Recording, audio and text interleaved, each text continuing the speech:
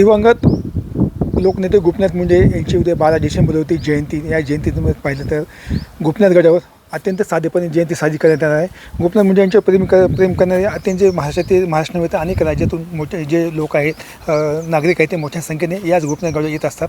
आणि या अनुषंगाने पाहिलं तर गोपीनाथ गडावर आता अत्यंत साधेपणे तयार करण्यात आलेले. या ठिकाणी उद्या पाहिलं तर सकाळी 11 वाजता मंत्री पंकजा मुंडे यांचे कुटुंबीय देखील या गोपीनाथ गडावर अभिवादन करण्यासाठी येणार आहे. आणि या ठिकाणी पाहिलं गोपीनाथ गड आता तयार करण्यात आलेले आहे. आपण पाहू शकतो या ठिकाणी उद्या रक्तदान शिबिर असेल, सामाजिक कार्यक्रम असतील, असे सामाजिक तसंच भजन कीर्तन देखील असणार आहे. या माध्यमातून पाहिलं तर गोपीनाथ गडावर संपूर्ण तयार करण्यात आलेली आहे. कालच मंत्री पंकजा मुंडे यांनी आवाहन केलं होतं की सोशल मीडियाच्या माध्यमातून की लोकांनी गरीब गाव असेल, घर असेल, त्या ठिकाणी आपल्या मुंडे साहेबांचे विचार करा आणि तेच त्या ठिकाणी जयंती साजरी करा. ज्या लोकांनी येऊ शकत नाही त्या लोकांनी आपल्या तिथंच जयंती अत्यंत साधेपणे साजरी करा असे आवाहन केलं होतं. त्यानंतर पाहिलं आज गोपीनाथ गडावर अत्यंत साधेपणे या ठिकाणी तयार करण्यात आलेली आहे. आपण पाहू शकतो उद्या मंत्री पंकजा मुंडे देखील 11 वाजता याच गडावर येणार आहेत आणि लोकनेते गोपीनाथ मुंडे यांचे अभिवादन करणार आहेत. कॅमेरा पर्सन विकास वाघमारे, मी संभाजी मुंडे, TV 9 मराठी, परळी, बीड.